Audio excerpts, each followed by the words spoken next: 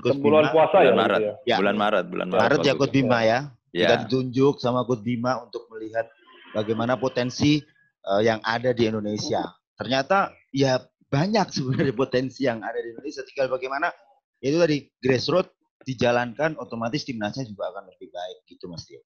Makanya saya lebih suka pelatih lokal sebetulnya yang maju. Pelatih lokal udah lisensinya mahal, sudah bayar, udah sekolah tinggi-tinggi, kenapa nggak dikasih kesempatan? Itu harusnya. Jadi Hidup Mas pelatih Tio, lokal. Ya. Ya, jadi Mas Tio waktu itu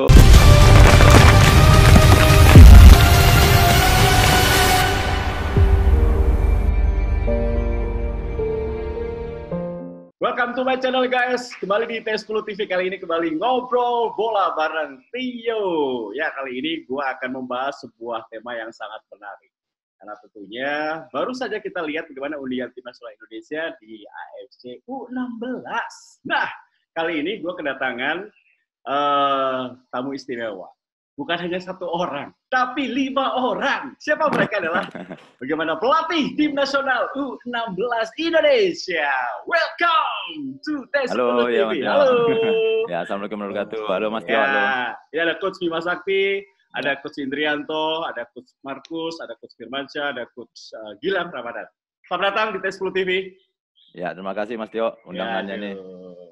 Ini kalau dekat Coach ini Terima kasih Mas Yo. sama-sama. Saya Sehat, pengen, Mas Tio. alhamdulillah sehat. Jadi saya pertama pengen ini dulu mengucapkan selamat ya untuk tim nasional U16 yang akhirnya bisa ke AFC. Selamat Coach, kalian luar biasa. Siap Mas. Ya semuanya atas kerja keras bersama-sama Mas, bukan hanya perorangan, dari tim pelatih juga, official juga, dan terutama juga pemain. Itu sih Mas. Ya, saya pertama ke Coach Bima dulu ya. Saya ingin bertanya Coach Bima. Coach Bima, bagaimana rasanya menjadi pelatih tim U16? Kan tentunya Coach Bima ini awalnya sebagai legenda sepak bola, kemudian tiba-tiba pelatih anak kecil, atau bisa dikatakan level yang paling kecil ya di level tim nasional. Bagaimana rasanya Coach? Ya pertama bersyukur lah Mas Tio ya, kita jadi banyak belajar ya, terutama di pembinaan usia muda. Nah ini ya kita alhamdulillah bersyukur tim pelatih dari Coach Firmansyah, Coach Indri, Coach Markus dan Coach Gilang dipercaya untuk masalah timnas U16 ini bermacam-macam gitu. Dan saya bersyukur dari tim pelatih ini sudah ya banyak pengalaman juga mereka di pembinaan usia muda, apalagi kita di U16 ini memang benar-benar dasar, ya dasarnya mereka di SSB Academy, tapi tinggal menyambung itu, dan ini banyak mengedukasi, terutama pemain-pemain muda ini kan secara mental, psikologis itu masih labil, ya jadi masih pembentukan karakter, jadi memang benar-benar butuh kesabaran, dan saya pikir memang sangat sulit dan tantangannya sangat banyak banget. Jadi kita harus memberikan motivasi, bisa menjadi orang tua, bisa menjadi abang, bisa menjadi teman. Nah itu yang kita harus bisa memahami mereka, karena usia-usia mereka ini ya kadang masih rentan ya, masih kadang kangen sama orang tua, kemudian masih kangen sama kakak, adik, itu yang harus kita hadapi selama pembentukan tim dari mulai awal kemarin gitu Mas Tio. Jadi memang tantangannya banyak, dan alhamdulillah kita juga bersyukur PSSI kemarin mengadakan Elite Pro Academy yang U16. Saya pikir itu sangat membantu sekali buat kami untuk pembentukan tim. Dan selain itu juga ada PPLP, kemudian ada Liga Kompas, Liga Top Score, kemudian ada juga dari SKO, itu mungkin yang banyak membantu kami. Itu Mas. Ya, kalau boleh tahu Coach Bima, ini pilihan pelatih, apakah Coach Bima yang milih atau sudah PSSI yang menentukan asisten? Asisten saya yang memilih sendiri ya. Kalau asisten ini memang keinginan saya sendiri dari awal, dari saya waktu itu berangkat ke Inggris.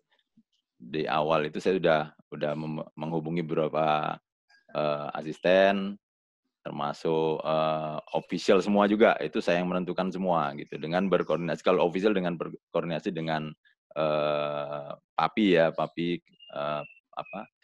dokter timnas. Nah itu untuk masalah dokter, masalah measure, ini kan beliau yang berkoordinasi, tapi saya juga melihat CV mereka juga, pengalaman mereka, terutama asisten ini dari Coach Firmansyah, Coach Indri, Coach Markus bilang ini mereka juga banyak background-nya di usia muda, mereka pelatih di SSB, pelatih di akademi gitu. Apalagi Coach Gilang juga pegang Elite Pro akademinya Barito. Jadi ya semuanya saling menunjang, saling menutupi kekurangan, saling support lah gitu Mas Tio. Oke. Coach Indri. Nah, sekarang saya nanya Coach Indri nih. Sebagai mantan pemain striker ya di lini depan, bagaimana Coach Indri mendukung program dari Coach Bima? Apakah memang ada koordinasi yang sering dilakukan di tim nasional untuk bisa menyusun program latihan? Ya, pastinya Coach Bima setiap mau TC atau itu kan selalu koordinasi dengan kita. Ya saya beruntung gitu bisa diajak Coach Bima dengan kawan-kawan Coach Firmansyah semuanya gitu. Jadi saya basicnya kan dari 2013 kan udah selesai main bola, terus akhirnya ke SSB, pasti juga butuh perjuangan yang luar biasa bagaimana harus ke SSB kan gitu. Jadi ya perjalanannya dari SSB bagaimana kita melihat potensi anak, karakter bibitnya anak seperti apa, terus cara bermain mereka seperti apa. Nah itu yang selama ini selalu saya gunakan gitu loh. Bagaimana pendekatan ke pemain, bagaimana menyikapi pemain yang kok beberapa pemain ada yang menurun, pemain ada yang kok stuck aja. Nah itu kan kita selalu koordinasi untuk bisa anak itu lebih bersemangat lagi, Mas Dio. Ya, galak gak sih Bima Sakti, Coach Indri? Coach Bima sih galak ada kan gitu, terus ya sebagai seorang bapak juga kan gitu. Jadi ya bapak, ya kadang kita kan jadi bapak, kadang kita jadi temen, kadang kita jadi adik mereka. Itu yang kita jalankan selama perjalanan dengan Coach Bima hampir 1 tahun ya Coach Bim. Ya hampir 1 tahun lebih lah. 1 tahun lebih, ya alhamdulillah bisa mendapatkan hasil yang ya luar biasa lah. Sebenarnya yang galak, mohon maaf Coach ini, yang galak sebenarnya saya fleksibel ya. Kalau Coach ini juga pendekatannya bagus. Yang galak itu Coach Markus sama Coach ini tuh. Itu yang sembunyi-sembunyi tuh Bang. Iya. Firmansyah itu. Oke. Silakan Coach. Kalau Coach Firman di tim nasional biasanya memegang bagian apa? Latihan apa Coach Firman? Ditugaskan oleh Coach Bima? Kalau saya untuk gaya bermain Villanesia-nya yang saya bantu di tim ini ya, di 16 ini.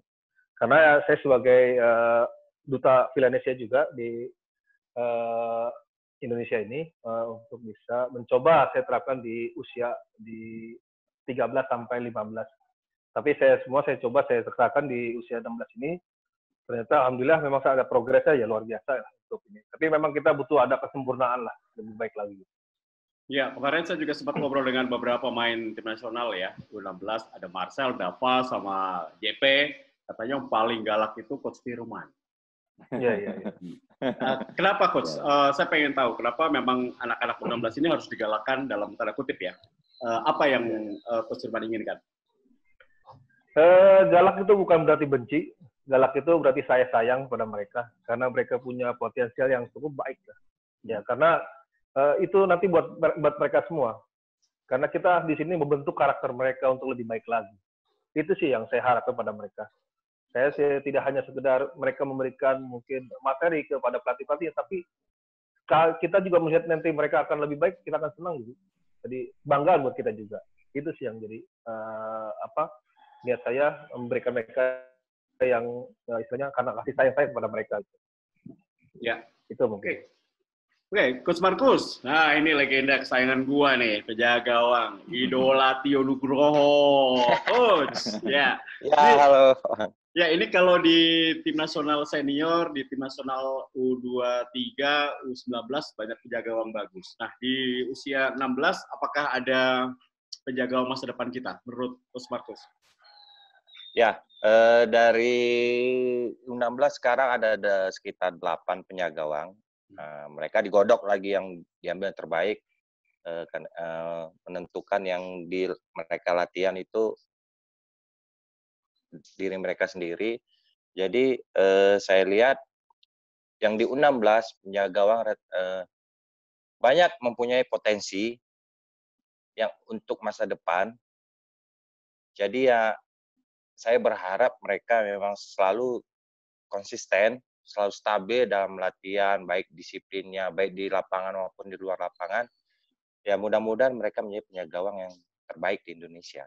Jadi saya lihat harapannya ada. Jadi Indonesia ini tidak kehilangan seorang penjaga gawang lah. Pasti ada bibit-bibitnya untuk masa depannya. Ya, sesulit apa sih Coach Markus melatih penjaga gawang di usia 16 tahun atau 15-16 tahun dibandingkan dengan penjaga gawang senior? Yang pertama saya pribadi saya mengucapkan terima kasih kepada klub Elite Pro 16 yang ada di Indonesia. Dari mereka lah mereka bisa berlatih di sana di klubnya masing-masing. Jadi saya di timnas sudah mendapatkan mereka terbentuk di klubnya masing-masing dan saya mengucapkan terima kasih kepada pelatih-pelatih penjaga gawang yang ada di Elite Pro 16. Mudah-mudahan Elite Pro 16 ini seterusnya tetap berlanjut, jangan ada sampai hilang Elite Pro 16 karena di 16 inilah yang banyak potensi-potensi yang bisa memang untuk di timnas gitu. Amin. Kita berharap ya bahwa 16 itu tetap jalan, apalagi kompetisi di Liga Top Skor, Liga Kompas, dan lain-lain. Karena tentunya itu yang diharapkan untuk bibit-bibit. Kalau nggak dari mana pelatih tim nasional U16 akan mendapatkan bibit-bibit untuk masuk tim nasional. Oke, Coach Gilang. Nah, Coach Gilang ini salah satu pelatih yang memang masuk tim nasional akibat dari kompetisi Elite Pro ya, dari Barito Putra. Coach Gilang, apa yang Coach Gilang lakukan atau berikan untuk tim nasional saat ini? Apa yang Coach Gilang program yang diberikan untuk tim nasional U16? Oke, terima kasih Mas. Program yang diberikan oleh Coach Bima sebenarnya cuman hanya bagaimana tim ini menjadi kuat ya kalau dalam arti kata, karena ini kan tim usia muda. Ya. Kalau secara kondisi fisik, bagaimana kita cari cara anak-anak ini seneng dalam latihan fisik. Ya. Karena yang di tahu sekarang ini yang namanya latihan fisik itu kan udah pada ketakutan, semua pemain udah pasti pasti gini. Makanya kita cari cara bagaimana latihan fisiknya itu nggak membosankan dan sesuai dengan apa yang didapat atau problem masalah yang ada di lapangan. Misalnya dalam satu pertandingan dia finishingnya kurang, berarti kita modif dengan cara seperti itu. Kita tinggal modif speed-nya kah, power-nya berulang kali, tinggal dirumuskan ke dalam satuan waktu sama jarak, itu aja. Program yang diberikan Coach Bima juga sejalan sama karena memakai taktikal periodisasi. Jadi latihan fisiknya itu udah digabung sama bermain sepak bola di dalam satu lapangan, itu aja. Oke, dan apakah memang kemampuan fisik, ini saya berkaca pada tim nasional senior ya. Di senior, kemampuan fisiknya sangat lemah. Bisa dikatakan sangat buruk. Nih, sorry to say, saya bilang seperti itu. Karena kompetisi kita sangat buruk di level senior. Nah, di level junior apakah cukup bagus? Kemarin, kalau saya kan, kalau kondisi fisik itu berdasarkan data. Jadi nggak subjektif. Jadi semua data pemain itu saya pegang. Mulai dari ada tesnya, tes awal sama tes akhirnya juga ada bagaimana peningkatan mereka dari hasil data. Misalnya contoh aja VO2 max mereka, kita pakai yo-yo test intermittent VO2 ya. Jadi rata-rata mereka semuanya di atas VO2 max-nya di atas 54 sampai 55, dan di usia mereka itu masih bisa ditingkatkan sampai 300%. Karena mereka bisa naik lagi untuk level Asia sendiri harus minimal di usia 19 ke atas, 18 ke atas itu mesti 60. Sedangkan mereka masih ada yang usia 15, 16. Saya bilang makanya kaget, saya sangat luar biasa. Tinggal bagaimana para pemainnya itu pakai tenaganya. Dia bisa apa enggak, pinter atau enggak dalam tenaganya saat di lapangan. Gitu. Yeah. Kalau saya VO max-nya 10, dari dulu nggak naik-naik. Oke, Coach Gilang, makasih Coach Gilang. Oke, kita kembali. Makasih. Ini bercanda doang, ini saya 10 nggak naik-naik. Nomor saya 10 maksudnya, jadi makanya saya 10. Coach Bima, ini kembali ke persiapan ya. Oh sorry, ke AFF. Kemarin kita akhirnya berhasil. Nah, di AFF sendiri, kekuatan dari Thailand, Malaysia, dan juga Vietnam apakah sudah cukup merepotkan bagi kita di level Asia Tenggara? Dari pengalaman kemarin kita 2019, ya mereka sangat pesat ya. Dan kayak Malaysia, mereka kenapa juara? Saya ketemu dengan salah satu pengurus timnas Malaysia kemarin waktu kita nonton, kita analisa pertandingan lawan, kita nonton pertandingan lawan. Waktu itu saya sama Coach Firman, waktu itu pas dibagi dua, Coach Gilang sama Coach Indri, Coach Markus di tim sebelah, saya di tim waktu itu lihat Malaysia lawan Brunei. Jadi saya ketemu mereka sudah 1 tahun yang hampir 2 tahun mereka bentuk tim itu gitu. Dan saya bilang saya kaget, tim ini baru 2 bulan saya bilang kan waktu itu bulan Mei, Mei, Juni, langsung Juli kita berangkat ke sana persiapan main sudah. Jadi saya pikir waduh luar biasa mereka udah uji cobanya lawan tim-tim timnas luar ya kan, kemudian ya itu 1 tahun sampai hampir 2 tahun, sedangkan Thailand juga gitu, Vietnam juga gitu, mereka Elite Pro-nya aja sudah berjalan 5 tahun, Thailand apalagi sudah lebih, itu bahkan Elite Pro-nya Vietnam itu Mas Tio mereka siaran langsung waktu finalnya, nah kita ini baru waktu itu berjalan 2 tahun kita, yang setahun pertama, ini tahun kedua kemarin kan, ini maunya harusnya tahun ketiga, jadi saya pikir dengan adanya kompetisi usia muda di Indonesia, ya kita berharap muncul bakat-bakat yang baik buat timnas ke depannya, Mas Tio. Itu. Ya. Jadi kalau program tadi sempat mengatakan bahwa mereka tentunya sangat pesat. Nah ini bicara program pelatihan, apakah kita tertinggal, Coach Bima, menurut Coach Bima, dari program pelatihan yang kita miliki dibandingkan pelatih-pelatih luar negeri? Program latihan maksudnya Mas Tio ya? Ya, program latihan saya pikir hampir sama aja Mas Tio ya. Cuma memang ya sekarang kita harus belajar lagi di usia muda ini, memang harus banyak situasi game. Makanya tadi bilang Coach Gilang, kita combine lah latihan-latihan fisik dan latihan dengan bola gitu. Jadi kayak Coach Gilang pun juga latihan fisiknya juga saya pikir nggak membosankan. Mohon maaf, nggak kayak zaman saya, Coach Firman, Coach Indri, Coach Markus dulu mungkin ya. Kan harus keliling lapangan, keliling paling banyak kelilingnya itu yang hebat gitu kan, nggak juga gitu. Sekarang kan banyak dia di lapangan, di game gitu Mas Tio. Jadi makanya latihan-latihan gue bilang fisik itu kemarin dengan bola, dengan sprint dengan bola. Jadi mereka teknik fisik dapat, teknik dapat, skill dapat, pemahaman keputusan juga dapat gitu. Jadi saya juga terima kasih Coach Gilang, apalagi kemarin masa-masa pandemi ini Mas Tio. Jadi peran pelatih fisik sangat penting itu, karena kita banyak latihan-latihan itu virtual, latihan-latihan koordinasi dan latihan-latihan tentang maintenance fisik aja Mas Tio. Jadi saya pikir latihan hampir sama aja Mas Tio. Saya juga banyak komunikasi juga dengan pelatih Thailand, Salvatore, Coach Salva juga dia banyak latihan-latihan yang saya lihat ya langsung berhubungan dengan bola. Karena game 1 lawan 1, 2 lawan 2, 3 lawan 3, 4 lawan 4, 5 lawan 5, 11, itu saya pikir banyak yang didapat gitu, terutama keputusan, kapan dribbling, kapan shooting, kapan harus passing, kapan pressing. Jadi itu Mas Tio. Jadi metode latihan saya pikir hampir sama semua udah Mas Tio, lebih berkembang ya sekarang. Oke. Kalau Coach Firman melihatnya apakah kita setara dengan Thailand, Malaysia, dan Vietnam, ataukah mungkin kita di bawah mereka di level AFF? Ya kalau setara, saya pikir mungkin kita bisa diantara dengan mereka, ya karena kita berpikir juga jangan melihat Thailand atau bagaimana kita berpikir kita bisa sama dengan Jepang. Oke. Ya, jadi kita pengen setara dengan mereka. Kalau kita berpikir dengan sama Thailand ya kita pasti akan di bawah mereka terus. Tapi bagaimana kita harus lebih dari mereka. Tapi saya pikir dari dalam turnamen kemarin AFF kita sangat baiklah progres dalam permainan dari segi permainan.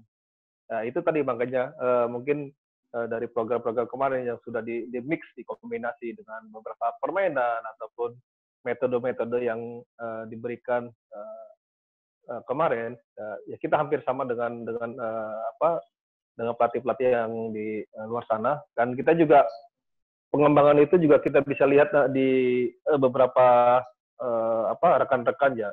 Saling sharing, kita saling komunikasi sama pelatih.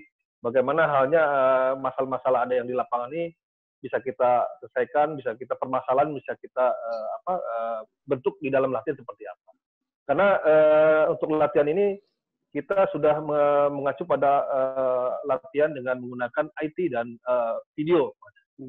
Jadi setiap latihan itu setiap latihan setiap hari sampai di pertandingan turnamen pun kita melihat kita menganalisa di dalam video. Dan dari video itu kita mengetahui bagaimana perannya pemain tersebut ataupun masalah-masalah yang ada di lapangan. Ini yang kita buat nanti jadikan program latihan.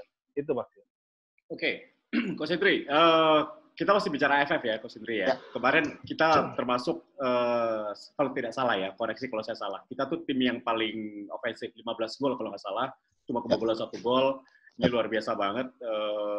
Apakah memang cara bermain kita seperti itu yang diinginkan oleh para pelatih tim nasional 16?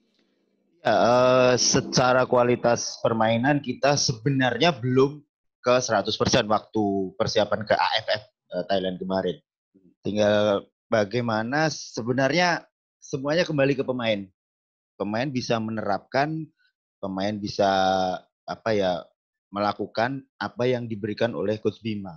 Dan persiapan 1,5 bulan menurut saya cukup mepet, tapi bagaimana kita seluruh pelatih, seluruh official membangkitkan motivasi mereka. Dan luar biasanya mereka pertandingan pertama pasti ya akan sedikit membuat mereka nervous. Ternyata enggak. Dan luar biasanya mereka malah lebih tampil luar biasa. Bagaimana di menit-menit awal kita juga sudah bisa menggebrak juga gitu. Apalagi Vietnam yang dilihat, yang tadi dibilang Coach Bima, mereka sudah punya Elite Pro yang 5 tahun lebih dari kita. Padahal kita baru kemarin Elite Pro kita pilih sama Coach Firmansyah. Bulan apa Coach Firmansyah? Kemarin ya Coach. Ya, jadi cuma kita dapat persiapan dan Coach Bima. Bulan puasa bulan ya? Maret. Ya. Bulan Maret. Maret ya Coach Bima ya. Ya. Kita ditunjuk sama Coach Bima untuk melihat bagaimana potensi yang ada di Indonesia. Ternyata ya banyak sebenarnya potensi yang ada di Indonesia. Tinggal bagaimana itu tadi grassroots dijalankan, otomatis timnasnya juga akan lebih baik gitu Mas Tio. Makanya saya lebih suka pelatih lokal sebetulnya yang maju. Pelatih lokal udah lisensinya mahal, sudah bayar, udah sekolah tinggi-tinggi, kenapa nggak dikasih kesempatan? Itu harusnya. Jadi Mas Tio lokal. Ya. Ya, jadi Mas Tio waktu itu Mas Tio semangat banget nih. Jadi waktu itu saya kan waktu itu di bulan Maret, Januari Februari kan masih di Inggris Mas. Ya. Jadi saya waktu itu berangkat ke Inggris Februari, Maret di sana, April itu kita pembentukan tim. Jadi waktu itu saya belum bisa sempat balik, jadi saya percaya sama Coach Indri, Coach Firman sama Coach Gilang, karena Coach Gilang waktu itu ikut Barito, saya nggak mungkin harus tergabung dalam tim yang untuk scouting pemain. Coach Marcus waktu itu belum bergabung. Ya, jadi ada berapa nama dari pemain-pemain. Kemudian pas waktu itu Elite Pro mau dimulai, jadi waktu ada workshop di Sawangan, saya tugaskan Coach Indri, Coach Firman untuk scouting pemain. Kira-kira siapa yang terbaik ini. Dan terpilih waktu sekitar hampir 40 pemain ya Coach, atau 30 ya. Ya, hampir 40. Ya, sampai 2 tim nampak. 2 tim waktu itu Mateo. Dan alhamdulillah ada sebagian besar yang pilihan Coach Firman sama Coach Indri kemarin, ya tulang punggung tim kita sekarang gitu. Dan mereka memang dari Elite Pro dan ada beberapa yang dari SKO, kemudian dari PPLP juga gitu. Jadi makanya di sini mungkin saya juga bisa menjelaskan, mungkin ada pemain yang bagus di daerah, tekniknya bagus, juggling mungkin bisa sampai 1000 kali nggak jatuh, tapi yang paling terpenting adalah kompetisi Mas. Jadi memang benar-benar kompetisi usia muda itulah yang bisa sukses ke depannya nanti, karena di situ basic bener buat pemain usia muda gitu Mas Tio. Oke, sekarang buka-bukaan di T10 TV ya. Bagaimana Coach Bima koordinasi tugas di dalam tim? Nah, ini pembagian tugasnya seperti apa sehari-hari dengan tim pelatih? Ya, memang kita di Timnas U16 ini kan ini sebagai edukasi dan memberikan pembelajaran yang positif ya Mas Tio ya. Walaupun kita berlima di sini juga ada juga negatifnya ya. Terutama masalah tadi yang kagetan, kemudian kita tadi Yang kagetan siapa sih? Yang kagetan siapa? jangan Mas, nanti orang-orang pada tahu kasihan. Siapa ya? Oh iya. Ya, jadi banyak juga Mas, tapi kita selalu bilang selalu komunikasi kepada tim pelatih semua, official juga, tolong tunjukkan yang baik lah, karena ini menjadi mindset kalau anak-anak itu melihat, itu menjadi mindset mereka dan biasanya langsung dicontoh gitu. Oleh sebab itu, berikanlah mindset-mindset yang positif sehingga ini terbawa dalam karir mereka sampai mereka pensiun gitu. Karena mereka sekarang umur 14, 15 masih ada jangka waktu 20 tahun lagi Mas Tio sampai mereka pensiun. Jadi panjang nih, mereka masih panjang karirnya. Oleh sebab itu, kita memberikan edukasi yang baik. Jadi tugas sih kita bermacam-macam nih Mas Tio. Kita bikin aturan memang di awal itu kita sudah bikin aturan. Nggak seragam, nggak disiplin itu 50.000. Kemudian ya 50.000? tadi Ya, seragam 50.000. Ya 50.000. Nggak seragam saat latihan, makan, meeting itu 50.000. Kemudian HP tidak ada di ruang makan, tidak ada di ruang ganti. Itu kalau ada 50.000. Kemudian kita juga bikin ini, Bang, bikin aturan. Ini makanya tadi Coach Firmansyah, Mas Tio bilang tugas kita tuh macam-macam. Coach Firmansyah mungkin banyak juga waktu itu yang ngomong ke saya, Coach Bima, ini Coach Bima bawa Ustadz ya bilangnya, karena kan mohon maaf nih Coach Firman. Makanya saya bilang, oh bukan, saya bilang itu Coach Firman. Oh itu Coach Firman kok berubah banget karena janggutan kan. Ya, sempat juga tuh Mas Tio. Jadi saya pikir bagi tugasnya macam-macam nih. Saya mengontrol semuanya, tapi Coach Indri pendekatan ke pemain. Coach Indri ini sering nih ngobrol-ngobrol masuk ke kamar atau pemain ngadu ke dia. Kemudian Coach Firman sering juga manggil pemain terutama yang posisi-posisi pemain belakang. Coach Markus juga gitu. Pokoknya kita punya tugas masing-masing. Dan sini saya juga terima kasih sama Coach Firman dulu. Kemarin kita, mohon maaf ya Mas Tio ya. Ya semoganya menjadi istiqomah buat kita semua. Karena saya pikir membentuk tim biasanya latihan. Saya pikir sama aja latihan. Kemudian kegiatan-kegiatan yang lain saya pikir udah biasa. Oleh waktu itu masukan dari Coach Firman, Coach Bima, gimana kalau kita kan ya sholat, tapi sholatnya kadang-kadang Jumat aja bareng-bareng ke masjid gitu. Ya kan, tapi sholat semua Mas, semua sholat, tapi masing-masing itu gimana kalau kita bikin sholat berjamaah terus. Iya, selama 5 waktu Mas. Alhamdulillah. Iya, 5 waktu. Alhamdulillah, jadi kita bikin aturan, nggak sholat itu 100.000. Iya Mas. Mahal bener ini. Iya. Jadi kalau masbuk ada yang terlambat itu 50.000. Iya. Itu Mas Tio. Jadi alhamdulillah selama ini bisa berjalan lancar semua dan ya alhamdulillah dengan ya mohon maaf ya Mas ya ini bukan ini semoga istiqomah. Setelah kita ibadahnya kita jaga terus, kita mengutamakan akhirat terus, dunia itu ngikut aja gitu Mas Tio. Insya Allah. Semua lancar aja, semua lancar gitu dari mulai AFF gitu. Karena kita mulai AFF tuh, mulai di Thailand tuh jamaah terus bareng gitu. Habis itu kita ke Myanmar, dapat tempat sholat. Habis itu ke Qatar, ya tempat di Arab ya Mas, di Qatar dapat tempat sholat juga. Pokoknya sampai selama ini ya kita alhamdulillah diberi kemudahan. Alhamdulillah jadi kita bikin aturan dan sholat itu jadi kebiasaan mereka gitu. Karena kemarin kita juga pas begitu datang kunjungan ke rumah pemain tanpa sepengetahuan pemain, tanpa sepengetahuan orang tua. Jadi nggak ada persiapan apa-apa, kita sidak ke rumah masing-masing. Mereka bukannya ke rumah Mas Tio, kita juga lihat jadwal. Ada yang bikin jadwal gitu. Jadwal sholatnya ditulis 5 waktu. Kemudian ke masjid juga, kita ke masjidnya pemain. Jadi kita tanya kepada takmir masjid, benar si A, si B memang ke masjid. Kemudian di sini ada Coach Indri juga. Mohon maaf yang non muslim itu setiap hari Minggu kita siapkan kendaraan Mas. Kita kan ada mobil ya, mobil operasional itu setiap hari Minggu pagi itu mengantar pemain-pemain yang non muslim yang ke gereja. Kemudian jam 10 itu mengantar pemain yang ke Pura. Itu ada Kadek sama Made yang dari Bali. Jadi kita siapkan semua fasilitas itu. Jadi kita bagi tugas. Saya bisa keras, bisa lembek. Coach Indri soft, orangnya bisa keras juga. Coach Firman yang bagian kalau sama bisa lembek saya juga Mas.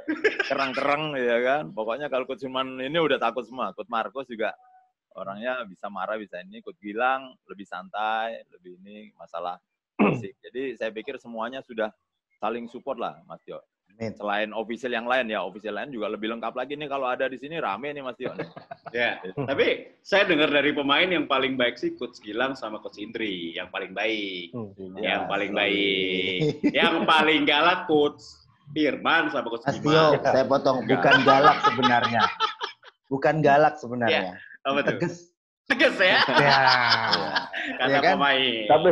Tapi Mas Yo, memang saya galak di lapangan, tapi di luar itu saya lebih baik dengan mereka. Iya. Ini dikerjain anak-anak ini. Iya. Iya, Mas. Mereka video Kodif. Mereka takutnya di lapangan, Mas Tio. Iya, Mas Tio. Mereka tuh takutnya di lapangan, begitu udah di luar lapangan, udah kayak teman. Iya, Coach Firman dari gangguin terus, tuh dikagetin, apa gitu.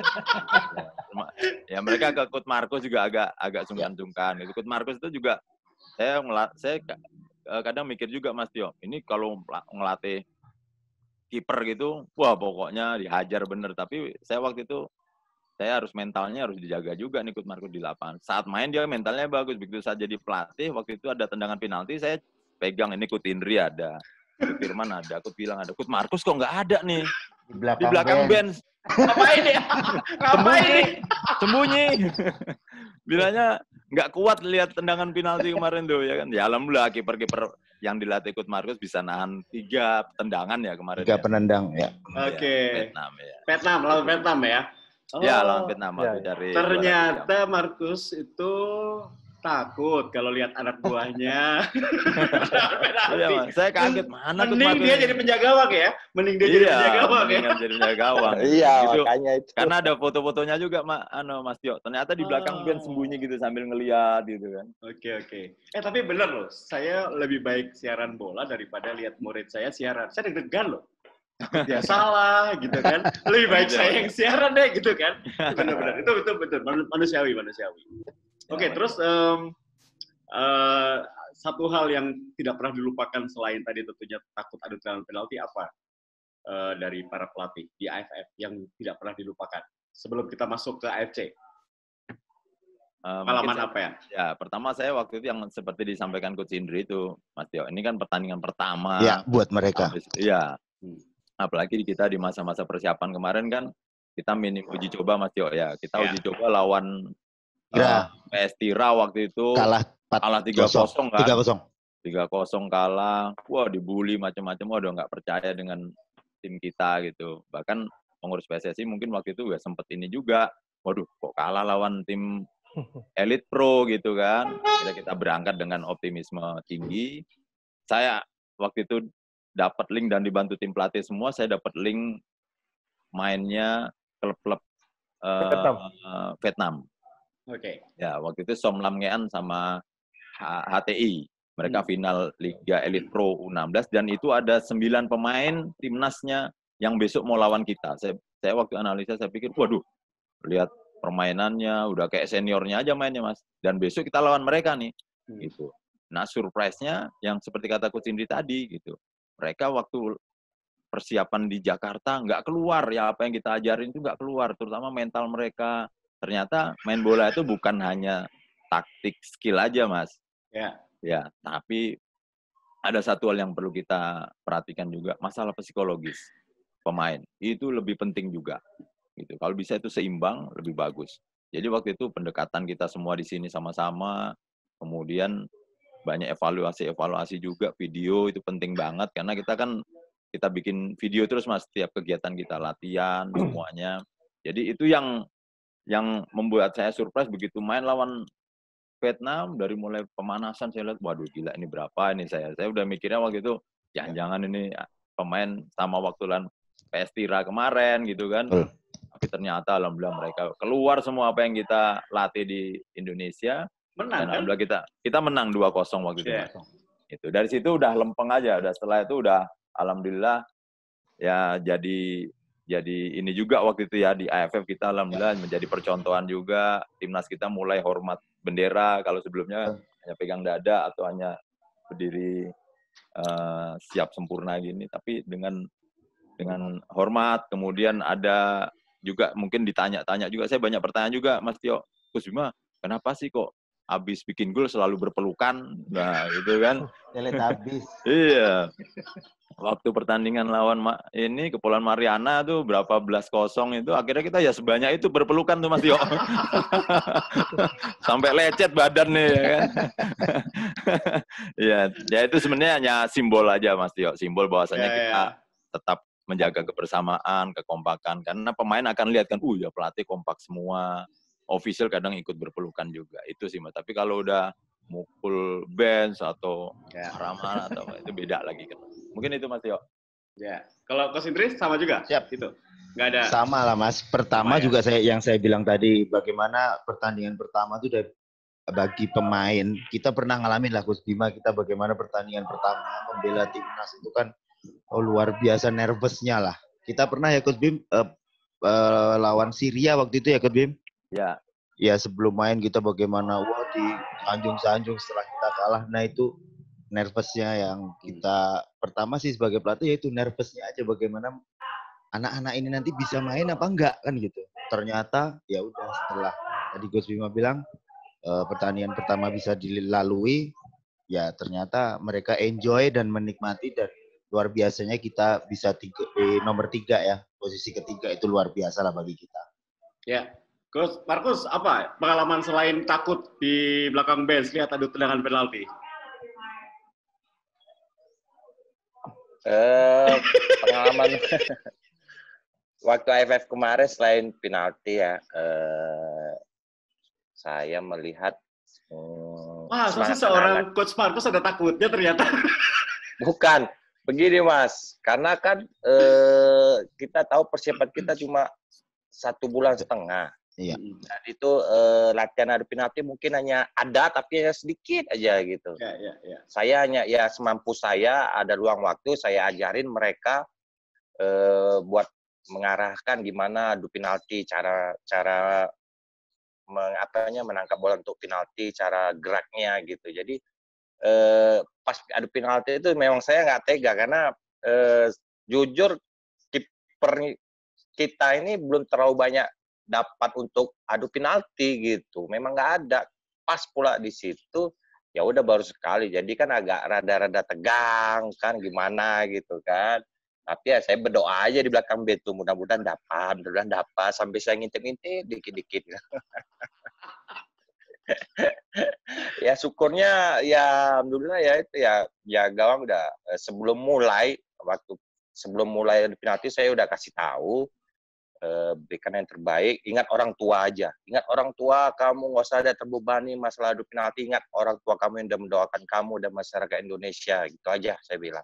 Kalau kamu punya feeling, kalau kamu mau bergerak ke kanan, gerak aja, jangan ragu-ragu, kanan kiri, gitu saya kasih tahu. Ya, itu aja pengalamannya di AFF. Oke, Coach Gilang, di tim nasional kalau boleh tahu siapa yang paling kuat staminanya? Kalau secara data, kalau secara permainan itu si Alex. Dia luar biasa. Alex itu yang Alex mana ya? Dia mempunyai Alexander Camarro, Mas. Alexandro. Oke.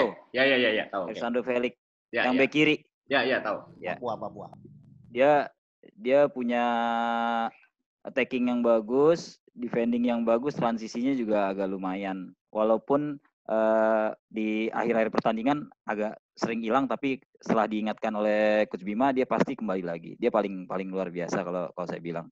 Tapi kalau sesuai data, yang paling bagus itu Aditya Dava. Data VO2 max tertinggi dia. Dia mempunyai VO2 max 58. Tapi bukan mentang-mentang dari Barito Putra juga kan?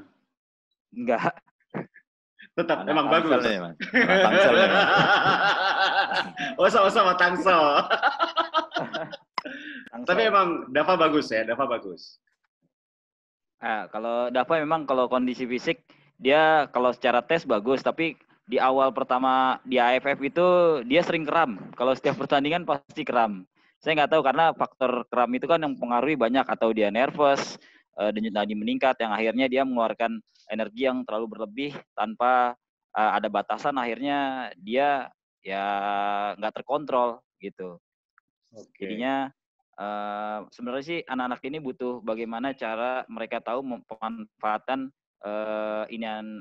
energinya dia saat di pertandingan itu aja. Sama bagaimana dia jaga kondisi psikologinya lah yang tadi dibahas tadi paling penting itu dia. Karena kalau mental jatuh juga itu mempengaruhi sekali Mas pada kondisi fisik. Itu dia. Oh, dia tenaganya besar, tapi kalau dia tidak bisa memanfaatkan energinya juga bahaya juga ya buat anak seumuran itu ya, Coach? Bener, Mas.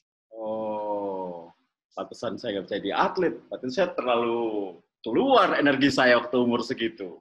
Jadinya nggak jadi atlet saya. Kacau juga nih dulu. Iya. Oke. Kita menuju hal yang lebih serius, guys. Kita udah nonton tadi bagaimana dengan Coach Bima, Coach Indri, Coach Markus, Coach Firman, dan juga Coach Gila. Kita akan menuju ke AFC kali ini. Kita bersama dengan Jepang, Arab Saudi, dan juga China. Luar biasa pusing saya lihatnya. Ya, ini bagaimana dengan grup D. Kita akan melihat apakah optimisme masih ada di para pelatih. Ya, Coach Bima, ini kita masuk ke sesi yang cukup serius, Coach Bima. Nah, selalu optimis, Mas. Selalu optimis. Ya, harus selalu semangat. Ya, saya begitu dapat masih satu grup dengan Jepang, Arab Saudi, Cina, saya langsung wah semangat gitu. Bukan berarti kita langsung waduh lawannya berat karena banyak anggapan tim kita masuk di grup neraka. Saya pikir semuanya kontestan di Piala Asia ini semuanya tim bagus. Oleh sebab itu mereka bisa lolos gitu, Mas. Ya, dan kita lihat berapa tim yang masuk memang benar-benar bagus. India bagus. Ya. Kemudian Coach Bim, sebelum saya masuk ke sana, saya ingin ada satu data statistik dulu. Biasanya di level junior, kita bisa bersaing dengan tim-tim Asia Timur. Tapi ketika sudah di level senior, kita tertinggal jauh. Nah, menurut Coach Bima, kenapa hal itu bisa terjadi? Mungkin yang pertama, ya harus kita perhatikan ya Mas Dio, di usia 16, memang kita kadang-kadang bagus. Memang itu kita akui. Kalau masalah bakat, talenta kita sebenarnya nggak kalah gitu. Bahkan kemarin saya sempat mendampingi Coach Luis Milla hampir 1 tahun 8 bulan, hampir 2 tahun. Mereka kaget melihat bakat-bakat pemain-pemain Indonesia dan sebenarnya nggak kalah. Oleh sebab itu dia sampai ngomong sama saya, Bima, ini si pemain A, si B kalau dia lahir waktu itu umur 12, 13 tahun saya bawa ke Spanyol, mungkin dia bisa main di Barcelona, di Real Madrid gitu sih. Cuma sayangnya mereka lahir dan besar di Indonesia kan gitu Mas Tio. Dan jenjang kompetisi saya pikir itu penting juga Mas Tio karena kompetisi di usia muda kita banyak tapi kualitasnya harus kita perbaiki. Kemudian jenjang mereka nanti setelah 16 ke 18, 19 ke 20 nah itu harus jelas itu. Jangan sampai pemain U16, 19 langsung main di senior. Nah, itu kan mereka lompatannya terlalu jauh akhirnya basic mereka nggak bagus. Kemudian mental mereka nggak siap, itu yang bikin kadang pemain jadi gampang jatuh Mas Tio. Karena ya itu pondasi mereka nggak kuat. Ya salah satu contoh juga saya waktu dari Primavera sama Coach Indri. Ini saya sempat ke Helsingborg dulu. Di sana saya juga main di tim B juga, nggak di tim A, tapi latihan di tim A, tim B, tim A, tim B gitu. Jadi saya malah dapat banyak pengalaman, jam terbang banyak main di sana. Ya walaupun saya di tim B, saya main, tapi saya banyak jam terbang bermain. Kemudian mindset saya jadi bagus gitu, mindset sepak bolanya ya. Itu. Kemudian yang kedua mungkin di usia 16 tahun kebanyakan ya mungkin bukan hanya di timnas saja Mas. Ini ke bawah dari mulai ke SSB, ke akademi. Tujuan utamanya adalah juara. Instan ya.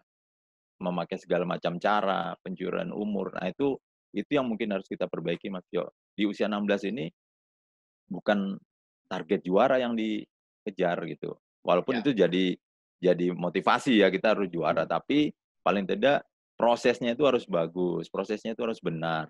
Dan di situ kan tahap pembelajaran sebenarnya. Itu karena banyak kasus kemarin kan pemain-pemain kita, wih, bagus di 16.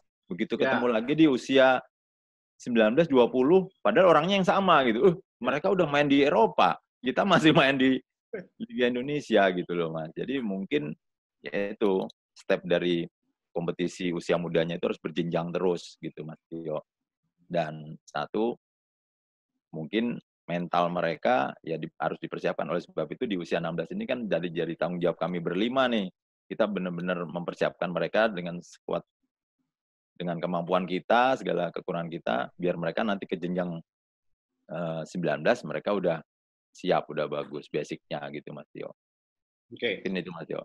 Nah, coba dari pandangan lain dari Coach Firman, apakah beda atau sama pandangan dengan Coach Bima mengenai hal itu? Ya, kalau saya, menurut saya faktornya lingkungan juga sih, Mas. Karena sangat berpengaruh juga.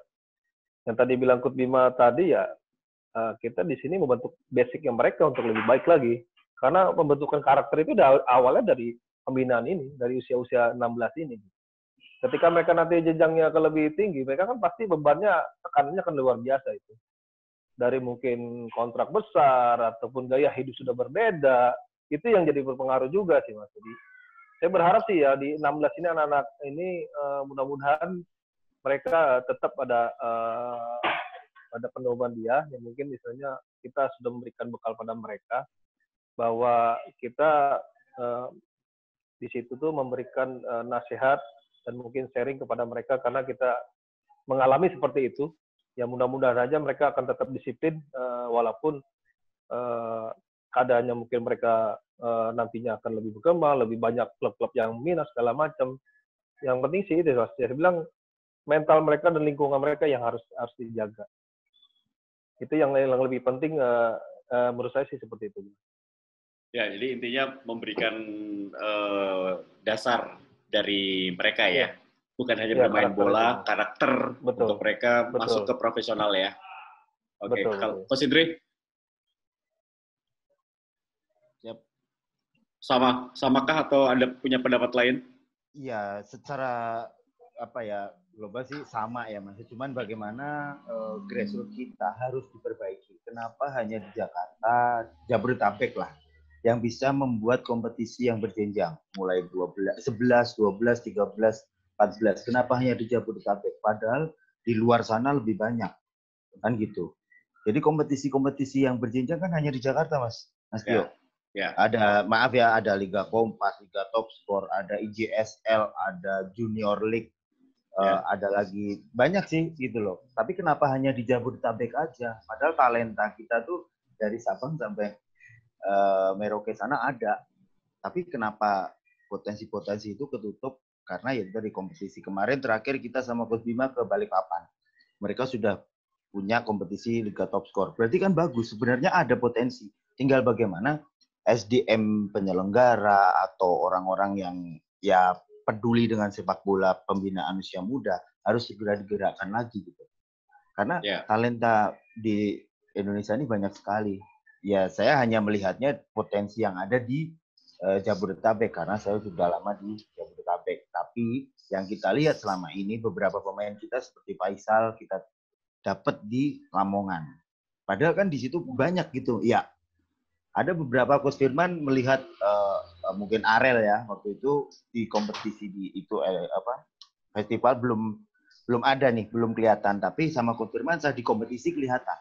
Beberapa pemain seperti itu, Mas Tio. Jadi ya paling enggak harus segera dimulai lagi kompetisi yang berjenjang untuk bisa mendapatkan pemain-pemain tim nasional ke depan bisa lebih baik lagi. Ya, ini soalnya saya bertanya ini melihat dari orang tua saya ya. Orang tua saya sudah sepuh, udah umur hampir 80, tuh dia selalu nonton bola. Tapi nontonnya tim nasional U16 dan 19 saja. Yang senior males. Karena kalau kalahan katanya, aku males kalahan kalau yang senior. Tapi kalau 19 menang terus, senang gitu. Nah makanya mereka bilang kok yang senior kalah terus ya Le, katanya nanya ke saya kan. Oh ya, itu sering bertanya ke saya seperti itu. Nah ini saya tanyakan begini ke coach karena tentunya ini kan legenda semuanya. Tentunya harapan saya adalah jawabannya adalah memang seperti ini. Ada sebuah jenjang turnamen ya. Kompetisi yang kuat sehingga memang jenjangnya itu kuat.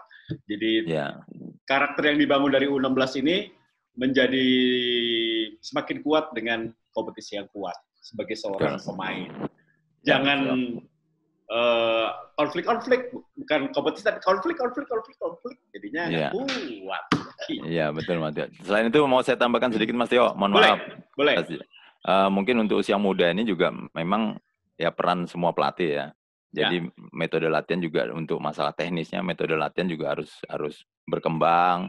Pelatih-pelatih SSB, akademi juga harus mengupgrade lisensi mereka ya Mas Tio ya. Jadi karena pelatih yang bagus akan menghasilkan pemain yang bagus kan. Kalau gitu. SSB minimal C ya coach?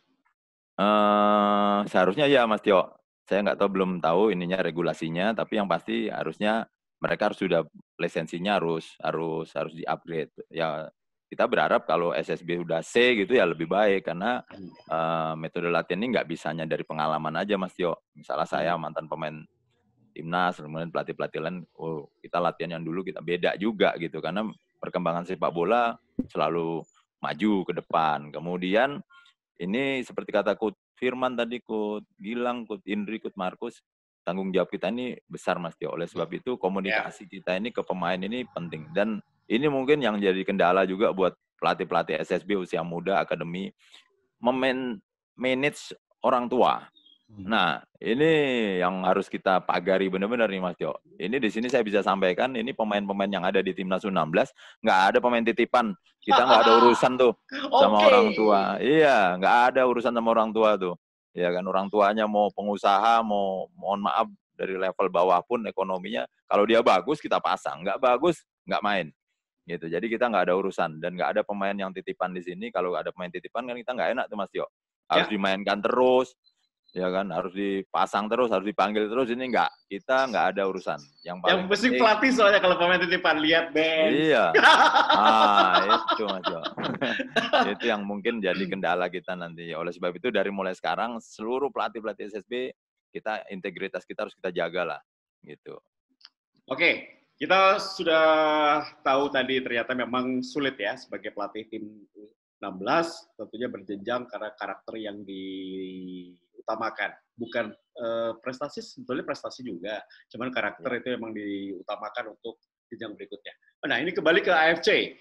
Oke, AFC bagaimana Coach? Ini 16 September hingga 3 Oktober. Program apa yang dipersiapkan? Karena lawan-lawannya bukan lawan-lawan yang kaleng-kaleng ya. Ini Jepang, Arab Saudi, China, posturnya tinggi. Kemudian mereka juga persiapannya cukup bagus, mereka memiliki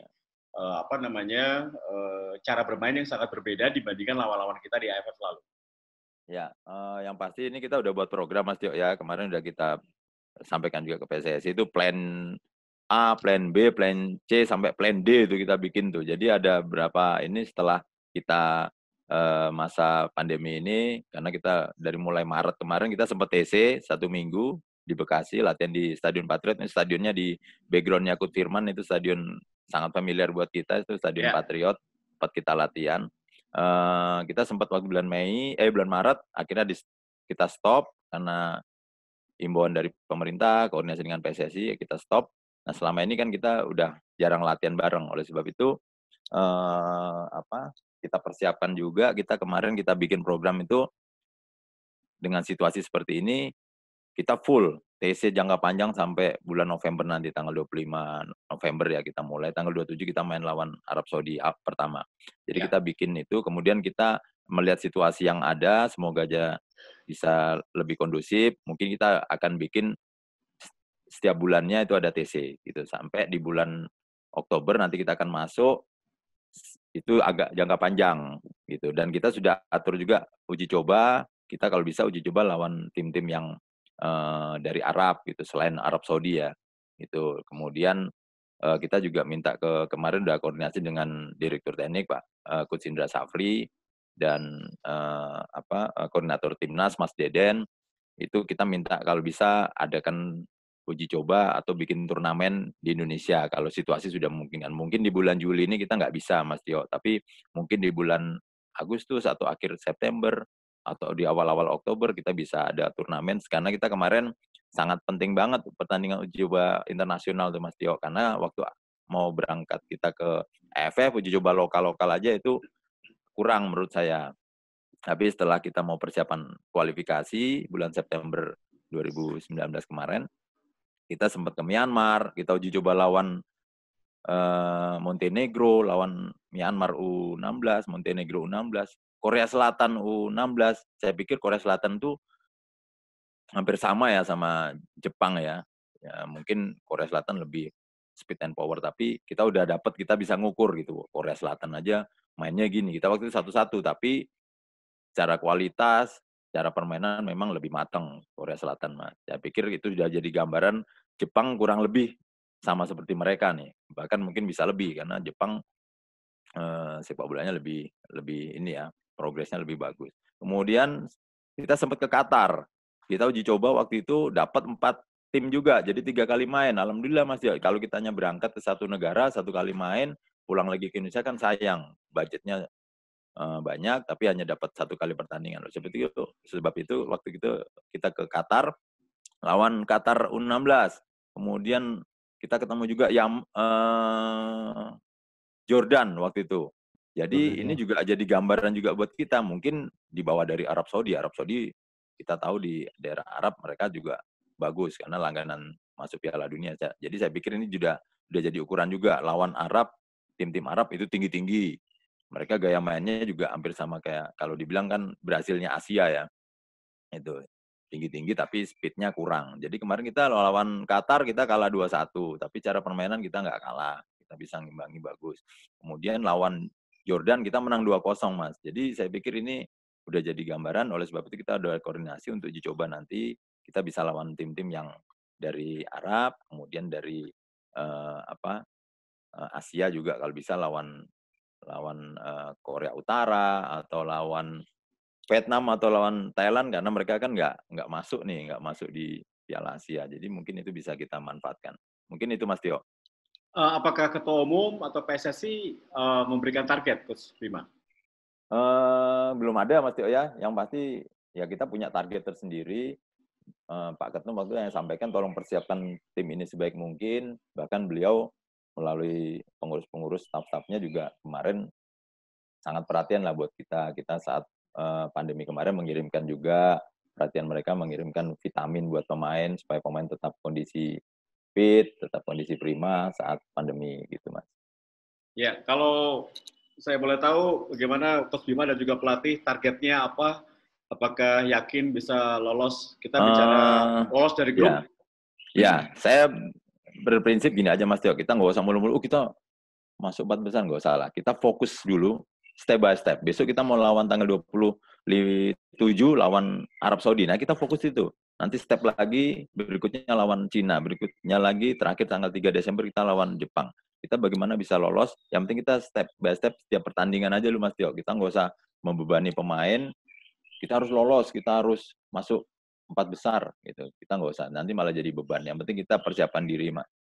Benar-benar tim kita, mental, fisik, kemudian segala kekurangan kita, kelebihan kita, taktik dan strategi kita untuk melawan mereka nanti gitu Mas Tio.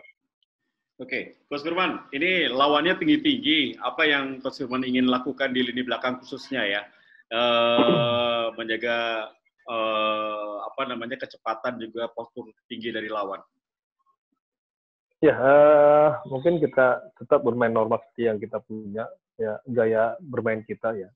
Mungkin ada beberapa pemainnya mungkin nanti kita akan lihat seberapa dia punya kualitas, akan kita perhatikan itu. Dan kita juga tetap kita terus menjaga bagaimana sih kita menjaga pertahanan. Ya pertahanan itu bukan hanya punya back aja ya, back dan kiper aja, tapi pertahanan itu hampir semua pemain harus bisa bertahan. Dikatakanlah kita harus bisa lebih teliti lagi dan lebih fokus lagi dalam setiap latihan maupun pertandingan nanti. Bagaimana jangan sampai kita sampai kesalahan-kesalahan itu dibuat dari kita sendiri gitu. Ini yang harus kita lebih tekankan kepada pemain untuk mengasah, melatih mereka untuk bisa mawas diri dan tahu untuk keputusan yang tepat seperti apa dan bisa membantu teman-temannya ketika memberikan opsi yang terbaik lah untuk pemain yang sedang menggunakan bola. Tapi kita tetap akan melihat sejauh mana lagi, kita akan melihat nanti video dari tim lawan tersebut, dan kita akan pelajari bagaimana analisis untuk apa yang harus kita lakukan. Itu yang harus kita menjadi bahan buat kita nanti. Ya, itu kalau Coach Firman kalau lihat dari kemarin AFF kemarin, mungkin sektor mana yang masih banyak harus dibenahi? Saya pikir ada ya mungkin ada beberapa tempat, mungkin beberapa posisi yang mungkin saya kata mungkin belum sempurna ya. Nah ini yang kadang-kadang kita memang kadang sering telat ya untuk kita melakukan perubahan posisi formasi. Gitu. Nah, di sini mungkin orang berpikir kita tuh formasi dengan menggunakan 4-3-3. Ya, tapi kita sendiri kita punya banyak formasi. Dari bertahan formasi kita seperti apa, menyerang kita formasi seperti apa. Jadi kita fleksibel, Mas. Jadi bukan hanya padu dengan formasi 4-3-3 aja, tidak. Tapi kalau kita menyerang, kita punya ada 3 striker sebenarnya. Tapi itu makanya kelemahan kita mungkin cepat untuk melakukan transisi ini yang harus kita terus kepada mereka ingatkan untuk membiasakan itu. Jadi faktor-faktor membiasakan itu harus kita ulang-ulang kepada mereka. Bagaimana sih tugas-tugasnya untuk flank, kanan flank kiri, tugasnya untuk 8-10 atau gelandang serang, bagaimana tugasnya untuk back kiri, back kanan ketika menyerang, ini kan harus saling support kepada yang ketika kita melakukan penyerangan. Dan yang bertahan pun sama, bagaimana tugasnya posisi flank, posisi depan. Kita hanya meninggalkan satu posisi kalau misalnya kita melakukan defense. Hanya satu pemain yang itu ya striker yang hanya kita meninggalkan di depan. Nah, ini yang harus kita biasakan untuk melakukan melakukan transisi untuk melatih mereka untuk lebih menjadi otomatisasi gitu aja, Mas. Oke. Mas Indri, ini beda banget ya dengan zaman dulu ya. Waktu zaman Anda bermain ini ada selalu pakai 2 striker ya. Zaman dulu ya Anda bermain. Sekarang udah jarang banget. Dan sorry, kalau sekarang saya lihat kadang-kadang strikernya cuma 1, itu pun palsu gitu, false number 9. Ya. Lebih suka pakai serangan penyerang sayap. Nah, kalau di saat ini di tim nasional memang saya tidak melihat ada seorang striker tinggi ya di tim nasional U16. Apa yang coba dilakukan oleh Bima Sakti dan kawan-kawan di tim nasional U16? Untuk saat ini ada sebenarnya satu pemain yang tingginya juga standar sih, ada namanya Atalah. Ada Wahyu, ada posisi benar-benar nomor 9, tapi kadang mereka masih perlu pemahaman lagi, masih perlu pembenahan lagi. Kapan dia harus keputusan? Tapi striker murni. Iya, saya lihat 2 pemain ini mempunyai karakter yang ya berbeda ya. Satu punya kecepatan, satu kontrol bolanya juga bagus gitu. Di satu Atalah punya kontrol bola bagus, punya screen ball bagus, punya keputusan bagus, tapi dia pun nggak punya kecepatan. Ada satu Wahyu Agung punya kecepatan, tapi kontrol bolanya masih ya perlu diperbaiki lagi. Ya ini harus saya terutama bagaimana harus memberikan pemahaman lagi ke mereka bahwa ini loh yang kita gunakan. Nomor 9 itu tidak usah perlu banyak bergerak di sisi flank karena kita punya flank kanan kiri nomor 11 sama nomor 7 itu luar biasa cepet-cepet. Ada Rui, ada si Faisal, mungkin Marcelino bisa di sebelah situ, Valeron bisa di sebelah situ. Jadi jangan berusaha menutup pergerakan nomor 7 sama nomor 11 kita. Nomor 9 bergerak hanya di sisi garis 16 itu. Kotak itu. Bergerakannya seperti itu aja. Cuman kadang namanya anak-anak pengen keluar. Nah, cuman mereka harus bisa komunikasi. Nomor 9 keluar berarti nomor 7 atau nomor 11 harus menggantikan dia. Atau posisi nomor 8, nomor 10 bisa masuk menggantikan posisi nomor 9. Nah, ini harus tadi dibilang Coach Firmansyah bagaimana pemahaman. Coach Bima juga bilang bagaimana pemahaman pergerakan itu ya kita harus terus lakukan. Karena selama ini latihan yang kita lakukan pun juga udah mengarah ke situ. Cuma namanya anak-anak. Hari ini besok lupa, hari ini benar besok lupa itu. Nah, tinggal kitanya bisa memanfaatkan sisa waktu ini untuk bisa memperbaiki kekurangan-kekurangan yang ada untuk bisa memperbaiki kekurangan itu, Mas Tio. Ya, oke. Sebelum ke Coach Bima lagi, Coach Gilang, apa yang program baru apa yang coba dilakukan oleh atau diberikan Coach Gilang ini jelang AFC nanti? Apakah akan lebih berat porsi latihan fisiknya seperti apa? Oke, mungkin intensitasnya kita mainnya udah agak lumayan, agak tinggi, tapi bagaimana caranya kita kembali lagi situasi program tersebut nggak membosankan. Jadi kita buat situasi dalam permainan. Ya, kita melihat Arab Saudi, kita melihat Cina dengan postur yang tinggi, postur yang bagus lah kalau saya bilang. Mereka powerful sekali kalau kemarin lihat dari ini pertandingan. Kalau kita paling memaksimalkan speed, karena kita kan postur nggak beraneka ragam lah, ada yang tinggi, ada yang ini, tapi kalau saya melihat dari segi kondisi fisik, sebenarnya semuanya penting, elemen kondisi fisik, tapi yang mungkin kita akan tingkatkan itu, yang kita akan maksimalkan adalah speed mereka. Kita akan coba mengeluarkan speed maksimal mereka, karena jalan satunya memang untuk melawan postur yang tinggi-tinggi kita nggak ada lagi, cuma hanya pakai kecepatan aja sama kelincahan dan pengambilan keputusan.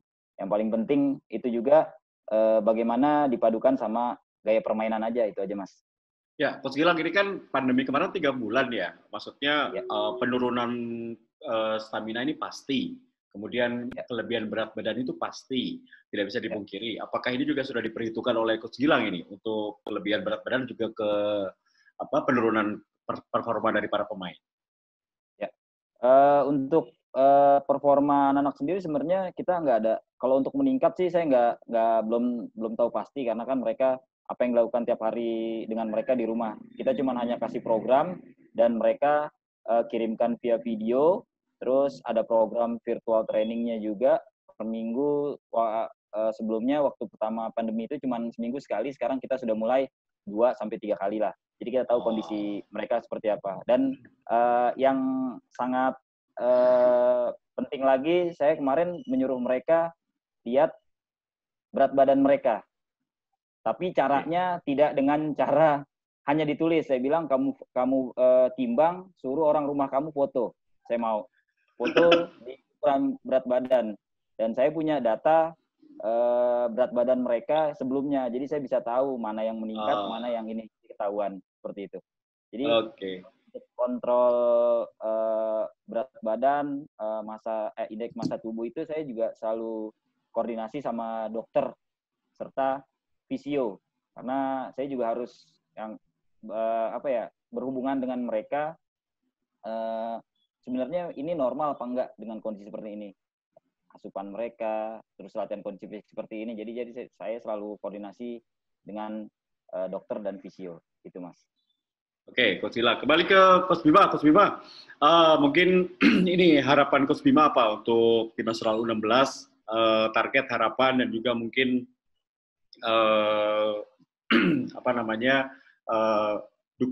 minta dukungan kepada masyarakat untuk tim usia 16, meskipun pandemi 3 bulan ini tentunya persiapan terganggu, tapi optimisme tentunya tetap dijunjung tinggi ya oleh para pelatih dan juga kita semua. Ya, harapan saya ya semoga aja ini doa kita bersama juga, masa pandemi ini cepat berlalu Mas Tio, sehingga bulan Juli bulan depan nanti kita udah bisa TC, lalu program yang kita susun semoga bisa berjalan lancar gitu, karena program kalau kita atur kemarin yang uji coba, kalau nanti situasi semakin memburuk, otomatis kan kita nggak ada uji coba nanti. Yang paling terpenting itu sih, Mas Tio, kita bisa programkan uji coba kemarin bisa berjalan lancar sesuai dengan harapan kita. Lawan-lawan juga kita harapkan lawan-lawan yang bagus, karena itu sangat penting buat tim kita. Tapi seperti tadi kata Coach Firman, kita persiapan tim kita ini harus lebih matang lagi, karena lawan-lawan kita nanti tinggi-tinggi, dan alhamdulillah kemarin di kualifikasi kita lawan Cina, ya kita 0-0. Kita alhamdulillah bisa meredam kelebihan mereka, terutama tinggi-tinggi. Karena cara main mereka kan long terus, Mas Tio. Alhamdulillah kita bisa mengantisipasi, tapi juga banyak catatan-catatan evaluasi yang kita dapat. Apalagi kemarin kita udah bilang jangan bikin pelanggaran di depan kotak penalti. Ada berapa kali pelanggaran itu udah rasanya tegang banget kita di bench ya Mas Tio, karena ada tendangan bebas di depan kotak penalti. Nah, yang paling penting harapan saya itu aja sih Mas Tio. Situasi semakin kondusif, lalu tim pelatih kita juga tetap kondusif, tetap ini sesuai tugas masing-masing karena alhamdulillah saya sangat terbantu sekali Mas Tio. Jadi mungkin Mas Tio juga bisa kapan-kapan lihat latihan kita, semua aktif, semua pelatih aktif. Nggak ada pelatih utama aja, saya aja, head coach aja yang pegang kendali semua dari awal sampai akhir. Nggak, Coach Gilang yang pertama mimpin untuk masalah pemanasan, nanti Coach Indri pegang, Coach Firman pegang, nanti kiper terpisah dengan Coach Markus, nanti di akhir baru saya masuk. Jadi semuanya aktif, nggak hanya nonton di pinggir lapangan atau hanya susun coach, nggak. Ini luar biasa, Mas Tio. Kita latihan jam 7, ya. Jam 6 itu Coach Indri, Coach Firman, sama Coach Gilang udah di lapangan tuh Mas Tio.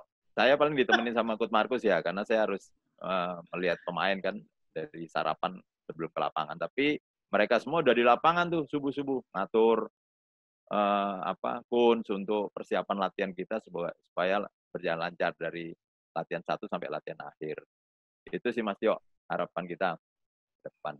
Amin. Nanti insya Allah kalau sudah normal saya bawa kamera ya ke lapangan. Ya Mas Tio, saya juga mungkin dalam kesempatan ini saya juga berharap, saya sudah buat program sih. Setiap minggunya itu kita ada bermacam-macam program. Ya kita pengen sekali-sekali mengundang Mas Tio nih untuk hadir di timnas. Oh ya, saya udah janji. Saya udah janji nih. Kesempatan kali ini saya mau kasih hadiah buat tim nasional U16 gratis public speaking. Alhamdulillah, ya Mas Tio. Karena ini penting juga ya Mas Tio ya buat edukasi mereka. Penting. Karena mereka juga ini apalagi pertandingan internasional. Mungkin nanti mereka akan dipanggil oleh wartawan internasional, dia harus bisa berbicara walaupun dengan bahasa Indonesia harus berbicara lantang. Ya, harus betul. Ya, nah di situ mungkin kita selama ini kemarin hanya bikin program sama coach semuanya ya autodidak aja kita hanya nggak pernah sekolah tentang itu gitu loh Mas Tio. Jadi kalau dengan orang yang benar-benar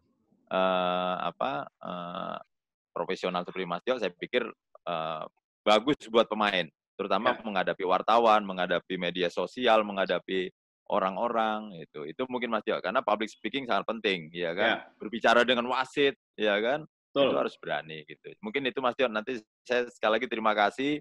Saya mudah-mudahan bisa ada waktu nanti Mas Tio mengisi materi public speaking buat pemain timnas U16. Insya Allah itu yang bisa saya lakukan untuk tim nasional. Itu aja. Ya, paling kalau di Bekasi ya nanti urusannya Coach Firman lah untuk urusan yang lain. Siap. Terus sebelum saya tutup, saya mau ucapkan terima kasih buat tim nasional U16, coach dan Coach Bima dan kawan-kawan. Semoga sukses. Nanti kalau tidak kalau sudah normal, mungkin saya akan ganggu lagi di lapangan ya dengan baju dan ada kamera nanti. Siap, Mas Tio. Semoga sukses program latihannya. Dan kita selalu berdoa ya bahwa lawannya siapapun sih nggak masalah. Yang penting kebersamaan. Tadi niat dari awal udah bagus, kebersamaan tadi, sholat bareng, doa bareng, makan bareng, prihatin bareng, itu luar biasa. Oke, sebelum kita tutup, tolong jawab cepat bareng-bareng dari para pelatih. Ya, pertanyaan saya tolong dijawab bareng-bareng dengan jujur dan ikhlas. Ya. Oke, Pep Guardiola atau Antonio Conte? Pep Guardiola. Pep semuanya. Inter Milan atau AC Milan? AC Milan. AS Roma atau Lazio? AS Roma. Siapa yang Lazio? Siapa yang Lazio ini? Firman. Lazio. Oke. Kalau penalti nendang pertama atau nendang terakhir? Pertama. Saya nggak ngambil penalti. Saya nggak nendang. Ya, emang kiper nggak nendang.